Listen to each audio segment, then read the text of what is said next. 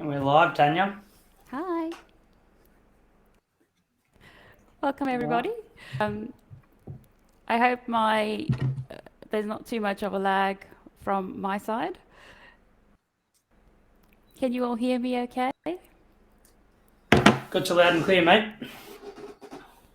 Awesome. So welcome, everybody. Welcome to our panel discussion about automating and optimization for finance and payroll teams.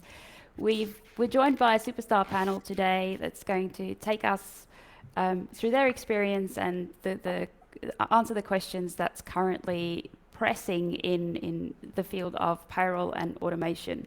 So to start off, I might just introduce myself. So hi, I'm Tanya. I am a tax accountant by day. I'm also the COO of Fullstack Advisory, a next level tech first accounting firm.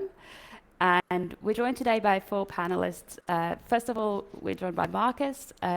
He is the co-founder of Yellow Canary, and he's one of Australia's preeminent experts in automation and technology for the use in payroll compliance. And his passion for solving real-world problems using technology is why we decided to choose him for this panel. So welcome, Marcus. Nice to have you. Thanks, Tanya. Great to be here. Up next, we've got Carly. And Carly is a serial entrepreneur, and she is been in the tech startup space for over a decade, which is quite amazing. And she's been a founder, business leader, and an investor. And currently, she works at Shouta, and which is a nano gifting platform that sends coffee, drinks, or more in seconds. And I think with the upcoming Christmas and remote workforce, the way that the world has changed, it's the perfect way to get a few gifts to your staff. Welcome, Carly. Thank you, Tanya. Next up, we've got Joe. So Joe is a proven people leader, team builder, and he's got a passion for all things startup and growth.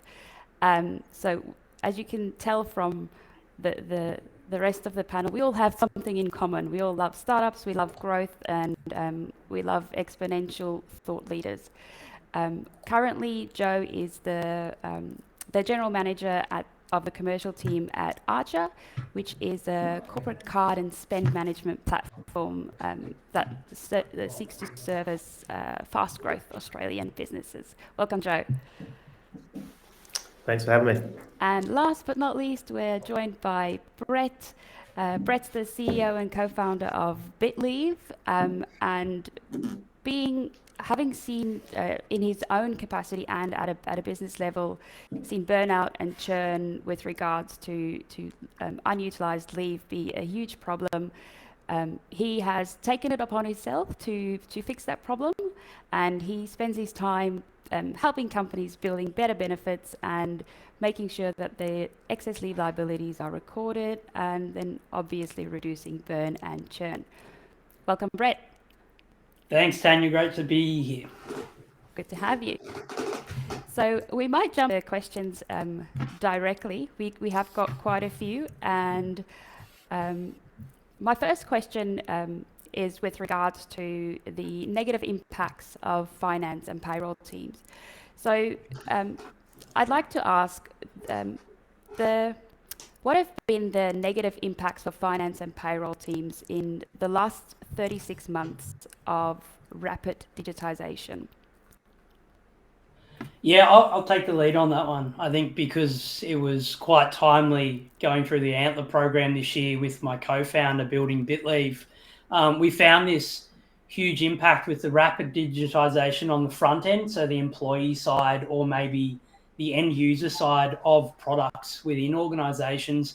Finance teams or payroll teams have been lumped with the back end burden of the systems once they're implemented. Little thought has been placed towards the back end teams and the guys that actually keep a business running smoothly, and what the impact is when we implement these benefits platforms, perks, and all these other things we've seen accelerate because companies are really worried about maintaining or retaining their staff, yet not thinking about a really important element of the business as a second or third order effect. Yeah, that's very true. Brett, I think further to that, I think there's a rapid digitization, and there's a lot more software available, and there's a lot more systems. And I think, I looked at everything through a compliance sphere, and I think there's a part of the negative impact that finance and payroll teams have experienced is this view by organizations that technology will actually solve all of the compliance issues, and where it's actually really about people and it's about process, and that's sort of being left along the wayside with all of this fixation on technology, which I know is ironic for me to say something like this as the founder of a software business, but unfortunately software doesn't solve all problems. It's actually people that solve problems with software. I'm a firm believer in automating as much as possible, but I do agree that only we have our brains. Only we can think like we can think. Next up, I think what we'll go through is what is the responsibility for workforce compliance? Sorry, where does the responsibility for workforce compliance lie within an organisation? And Marcus, seeing as you're the compliance expert here, I think I'll throw that one in your court. Yeah, no problems at all, Tanya. So I think the responsibility actually sits with all employees and sits with nobody at the same time. So it typically falls between the cracks. So it doesn't matter what size organization you are. There's like an HR function, there's a payroll function, there's a workforce planning function, and there's like a compliance and legal function. And none of those four functions, even in smaller organizations, don't actually talk to each other.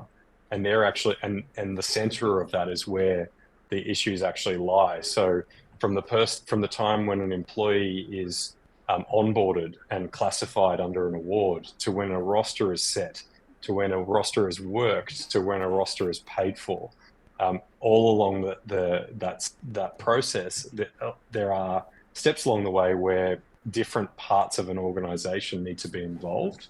So effectively, right now, the responsibility sits with everybody and nobody, where it needs to actually be brought together in the middle so that there's visibility and therefore responsibility. So are you of the view that the responsibility should be shared, or do you feel like there should be a central responsible person championing the compliance? I think it's a little bit of both. So the first step is to actually embed a culture of compliance awareness, and you talk about compliance with your staff, and everybody starts groaning, and they have to go to compliance training. But it's there's some serious penalties for getting it wrong. So the first step is actually making folks aware of their compliance obligations and embedding it in everything that they do. And then, if not dedicating an individual to be responsible for that, but having a forum for senior leaders to get together to actually have awareness of these issues and monitor and as they go along. So to answer your question directly, it's a bit of both. Okay, great. Next up, we have what are some of the biggest risks facing finance and payroll teams currently at present? And Joe, I think that might be a good one for you, if you don't mind. No, I think there's probably a couple of different areas. I think one of them is clearly probably around making decisions. I think there's a lot of uncertainty in the world right now, and we're seeing a lot of businesses either pull slightly in different directions. And I think finance teams are often the first that they go to ask for data to make some informed decisions. I think one of the issues or risks is probably on that manual admin work that's clouding finance teams' ability to actually make those decisions or inform senior leaders to make those decisions. So I think that's a big risk, because if you haven't got everything set up in the way that you should, you end up running the risk of making 30, 40, 50% certainty of decisions, and you're never going to get to 100%. I think that's farcical, but I think there needs to be a world where finance teams feel like they have the time and the bandwidth to devote on those higher value type tasks. So I think that's probably one of the biggest risks that we see, and I think the other one is probably on a human level. So we're in a world now where there's a lot of stress and open to manual errors that come up, and I think we're putting a lot of pressure on teams to have to do that. And in the world where, unfortunately, the power is probably more on the employee than the employer, there's probably a need to utilize some technology, I would say, to automate that manual side of things, to enable people to do their best work. That's ultimately what people want to do, and I think we as businesses, but also finance teams in general, probably need to do that switch, which I know is easier said than done. But what about fraud? Is fraud still one of the biggest risks in finance and payroll? Look, I think that it varies very much from business to business. I mean, clearly we are a corporate card business, so fraud for us is very front and center when it comes to protecting both ourselves and our customers. I think that it raises a good point potentially around what is important, and I think everyone can be scared about every little thing. I think Marcus mentioned compliance, which I think is like a key pillar, right, to be aware of. But I think people need to realize that there are finite resources. So being clear on what are the biggest impacts and the biggest risks first, and devoting the right resources to that, rather than spreading yourself too thin across 20 different things, is probably the advice I would give, rather than looking at fraud and being scared of it as a word. I think there's probably some deeper diving that maybe needs to be done. Yep. And I think there's also another. Sorry, ahead, Tanya. I think there's also a point of relevance. We already talked about how finance and payroll teams are quite often forgotten in this digitisation piece. You look at the recent acceleration in digitisation, and then the recent spate of cyber attacks. I think it's at a very high risk point of these the automation and optimisation falling by the wayside because it gets put in the not important basket to deal with these current and emerging threats. So I think it's up to like the individual leaders in business units of these teams to keep it relevant and keep driving their agenda. Otherwise, it's going to be another 5-10 years, and then there's going to be the same problem still existing, but then new trends just sweeping over the top. And how would you recommend then we tackle that? Well, I think it comes down to enabling the teams and leaders to optimize and automate what they can, but then providing them tools, which probably plays well to this next question, to prove the ROI, so they can businesses can actually see what they're doing is creating the impact in the right area.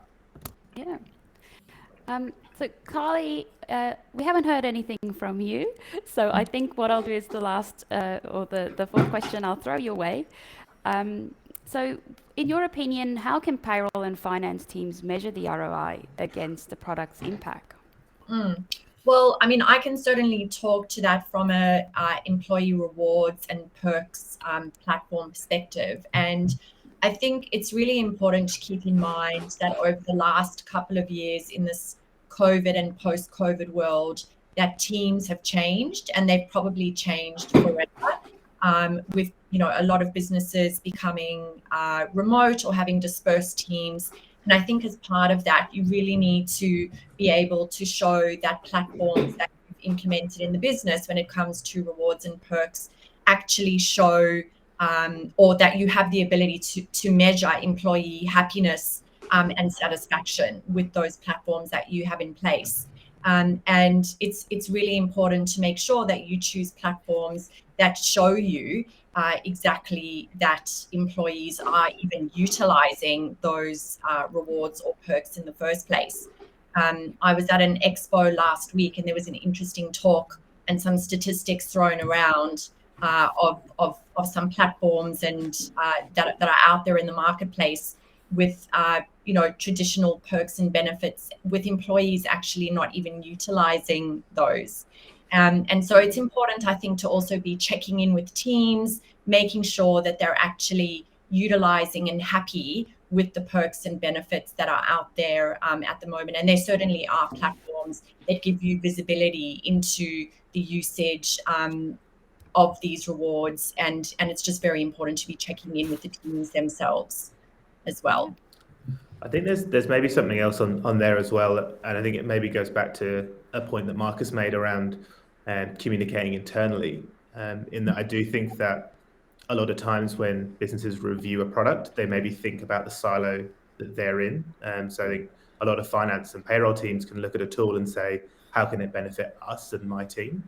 And actually what you realize is that a lot of these tools have impacts across the whole business. And I think, Carly, to your point, I think that employee perks is a really good example of one that, it's not just a people team or an HR team initiative. It actually spans all the way to finance. And I think that's kind of what we see a little bit with Archa as corporate cards. That's a very much an empowerment piece, but then it's also a visibility piece from a data perspective. It's a finance piece. So I think advice to payroll and finance teams would be think broader about the business and the benefits there rather than just in your own team specifically.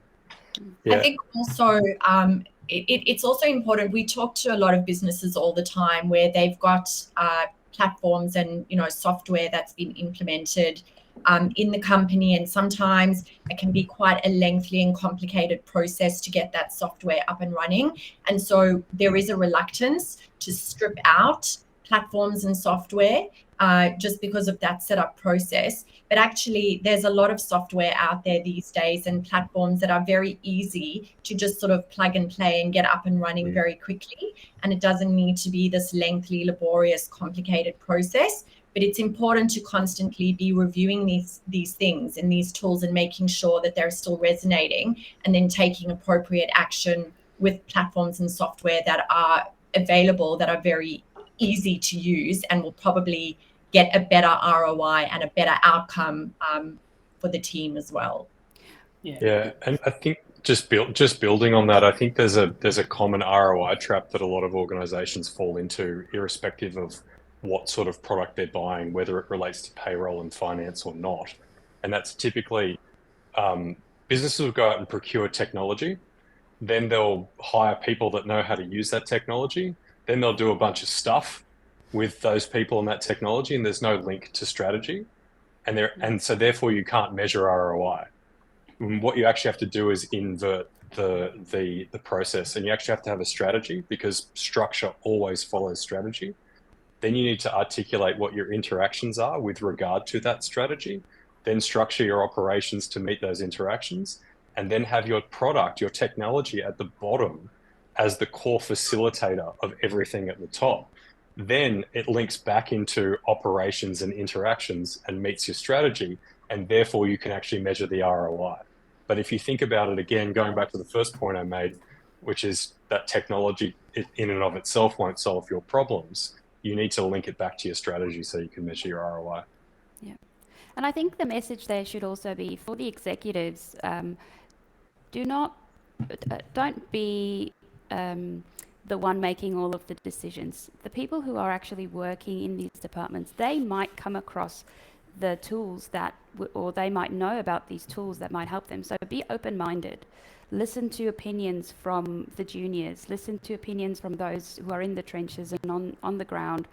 And when something is being implemented, pick a champion, I think, is a good way to go. So I think up next, a fun thing that we'll do is we'll go clockwise, and we'll go just if everybody can give me an answer about any surprising innovation that you've seen in the last 36 months. It's a quick fire round. So we'll start with you, Marcus. Well, I mean, I'm biased, so I'd say BitLeave. Carly? I think it's not necessarily a new innovation, but I think what's been super interesting to see over this time period is the adoption of digital wallets. And this is something that is global, and it's only becoming bigger and more, and just seeing the interesting companies and businesses that are setting up around the implementation and the greater use cases of digital wallets. Yep. Joe? Yeah, I think mine's more broad. I think it's more the all-in-one being replaced with a best-in-breed, and seeing how businesses 5-10 years ago would have just had one app for everything, and now they've got 500 apps that all do very specific things, which I think is interesting to see how that plays out and maybe unravels over time. Yeah. Brett?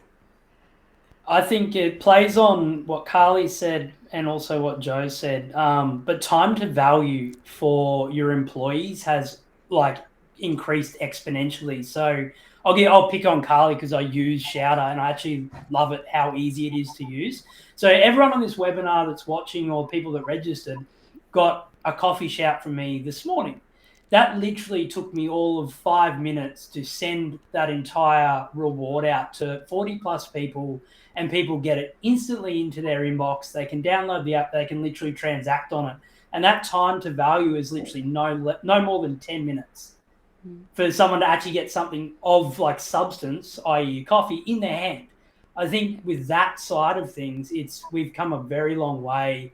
Like even in the expense claims things, I don't know, Joe, that's more your wheelhouse. Like it can be done so much quicker. And now we just have to make sure that instantaneous time to value or actionability flows down the stream into these other departments we're talking about. Yep. Yeah, I think one of the bigger things is people don't communicate at a high level, and we are seeing a lot more communities sharing which apps they're using, what their tech stack or app stack looks like. So I think what might be a good thing to also discuss is the options that currently exist to effectively support automating manual parts of finance and payroll.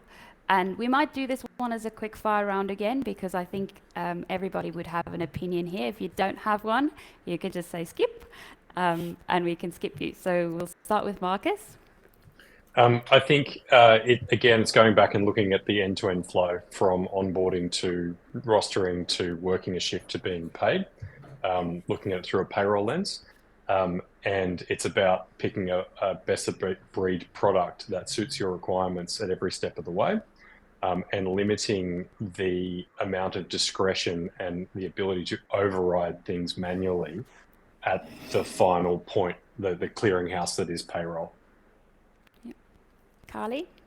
Yep, I was going to mention some, the advances in technology around onboarding as well, to Marcus's point, but then also around that rewarding and perks side as well. There's certainly a lot of simple options out there now. Yeah. Joe? Yeah, try to do this without a shameless Archa plug, so I'll try not to mention it as a name. You don't have to. Yeah, there's very well-known corporate card and expense management platforms out there, but I think that yeah, potentially. But I think that piece is one, and I think when we compare the advancements and comparing it to things like banks, those processes I think are an example of where one tiny 10 minutes can extrapolate out to hours and hours and hours across each month. So I think when you talk about manual parts of finance, it's not the things that take you 5 hours, it's the things that take you 5 or 10 minutes, but you have to do 20 or 30 times a day. So I think that's where people should be looking. Yep. And Brett? Yeah, I think I'd shoot globally on this one, and the ability to move funds internationally, how that's just accelerated, like your Patrons, Air Wallets, there's all those underpinning softwares that allow you to push money into different countries. I know it's quite critical on our roadmap as we grow, but that has just like gone next level in the last 2 years. Hence why you're seeing some of these companies raise big dollars, but also have the product substance to back it up as well. Yeah. In my opinion, even though I don't think I'm allowed to have an opinion, but in my opinion, OCR and AI has come a very long way. And I think anything that utilizes that is probably in the right step of automation for anyone in finance. Being an accountant, we know the pain, and having things being OCR'd and matched automatically, that is just, it's a game changer. And so up next, with the sheer quantity of new apps and software in the market, how can teams make sense of what they actually need? So we all know that it's information overload currently. There's about 100 apps launching each day. And how do you sift through the the good, the bad. How do you know what to pick? And I think the way that we'll approach this is we'll go for, if you had to pick one for your business, what would you use? And we'll start with you again, Marcus. So what I would recommend, and we do this even in our business, like we've got, I don't know, 30 or 40 different SaaS-based products that we use on a daily basis. I would, again, going back to structure following strategy, determine what you need before, with no reference to what's available, and then look at what's available and see if you can find something that covers a good portion of what your requirements are. And then don't be scared to modify your business process to suit that particular product if it's only at the margin. But yeah, I would look at what we need on a first principles basis, no reference to what's available, and then look at what's available. Trying to get determine the outcome before. Yeah. Carly? I mean, I think I absolutely agree with Marcus. I think you need to just take a step back. And also, as you said, Tanya, it's about talking to everyone in the different teams as well. It's not about having one person in the business or even in the department as the gatekeeper who's deciding what software is needed. It really needs to be a collaborated approach to finding the right tools. Joe? Yeah, if I can say two things here. I think the first is maybe a slight shout out to the accounting world and the community world of often it is asking others who have maybe been in a similar situation and learning from them. So I think there are a ton of events. I mean, this webinar is a good example where you pick up little things and you maybe learn about apps or ways of thinking you weren't sure about. So I think having that network, but also leaning on professionals to help you make sense of it is probably the first thing. And I think the second one is about being really ruthless. I think Carly mentioned a really good point earlier about apps being very easy to implement. And I think it's becoming easier to have that gut feel of whether this app is going to solve the issue. I think a lot of times every app professes to everything, and it's sometimes not until you actually start to use it that you realize whether it can solve your need or not. So I would say make use of trying a lot of different apps out and then being ruthless quite quickly on whether it will help you or whether it will actually become a bit of a time suck. Yeah, I think to close that out, we've kind of gone downstream from strategy there. I think it also allows us to put the onus back on the providers of those apps. So two parts I would recommend is SaaS contracts. Are people trying to sell you in for multiple deal cycles without letting you taste and try and see if it actually solves it? If so, that'd be probably a warning point from my end, particularly being a bootstrap startup. And then finally, we talked about the agenda and ROI. If these platforms can't give you those data points for you to help drive that agenda back into the business, it's probably not in the era where if we have all this data available and we're not utilizing, it's probably not a tool that's going to really help you long-term proving your points and getting the business to where it needs to go. Very true. And then how could the finance and payroll teams empower others in the business to help with the process of optimization? Marcus, I think what we'll start here is I really enjoyed that triangle, the foundation, and then building upwards with the strategy. So I'd like to dig into that one a little bit more and hear the others' opinions. So if you can go back through the process. Please. Go, Joe.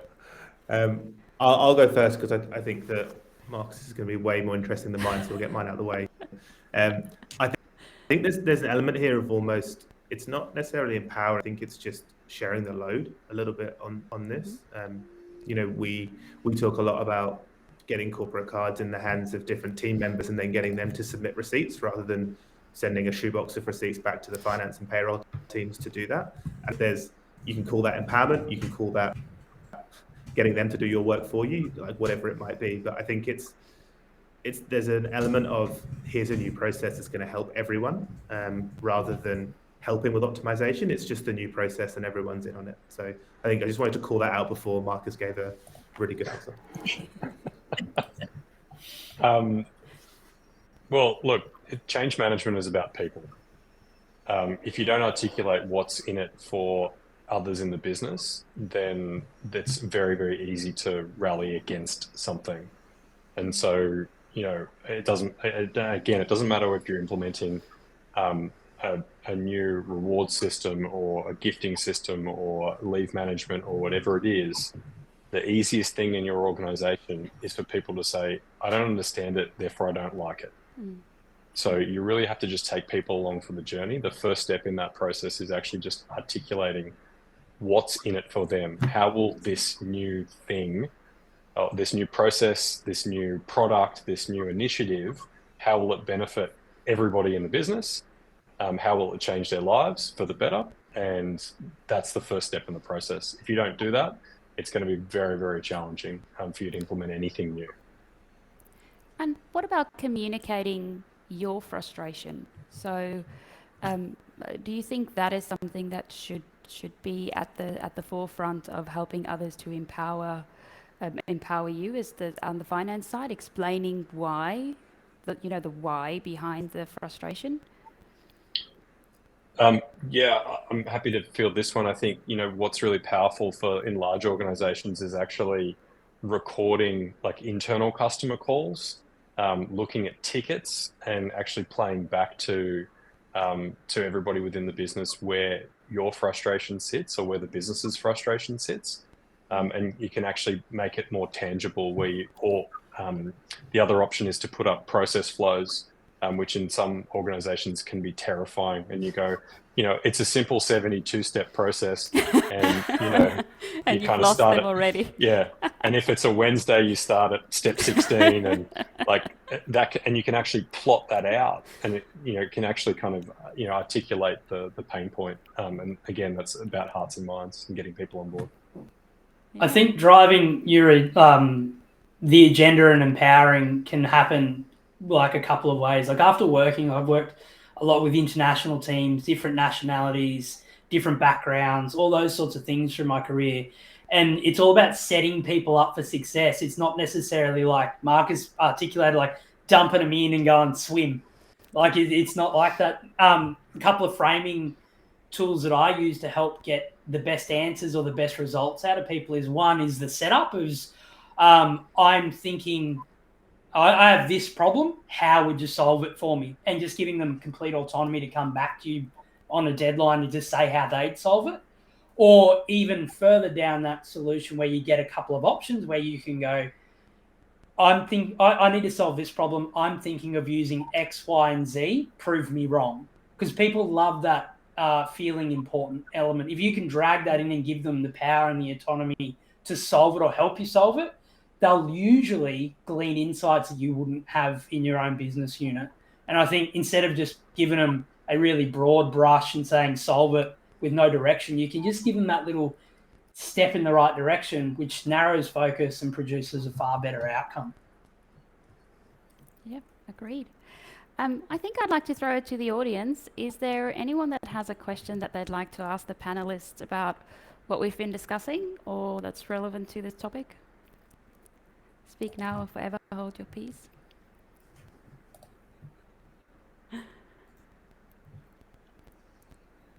We could cover this last question while people are thinking of questions. Tanya, what do you think?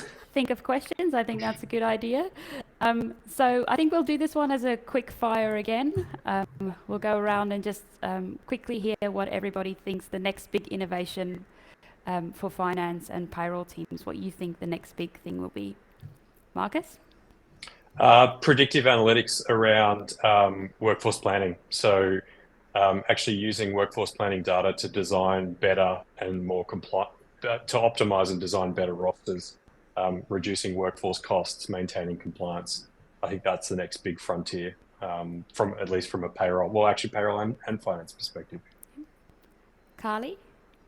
I think we touched on this already in a little bit in an earlier question, but I think the movement of money across borders is going to be a very big focus area in the next couple of years. And I also think we haven't seen the full gamut of what's there with regards to the digital wallet as well.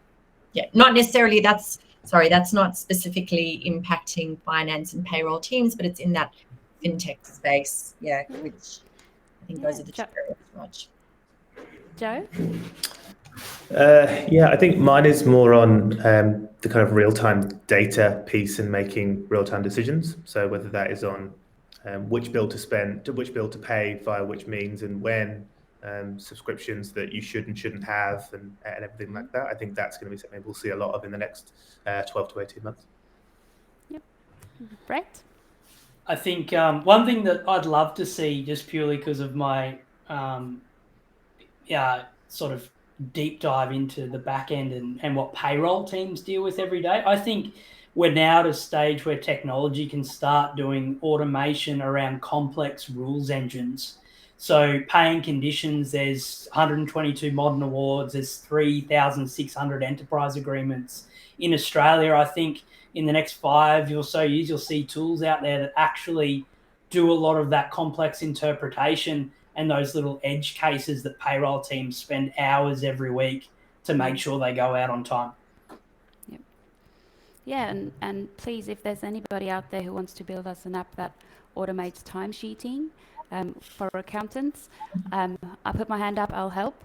So that's the big innovation I would like to see, is around time tracking and automated time tracking, not just the hours that you've spent there. I think that's it. It's been a great session. We don't seem to have any audience questions, so I think we've done an amazing job. We've obviously answered everything proactively, and I look forward to the next one, guys. Thanks very much, guys. Thanks. See ya. Thanks, everyone. Thanks, everybody. Bye.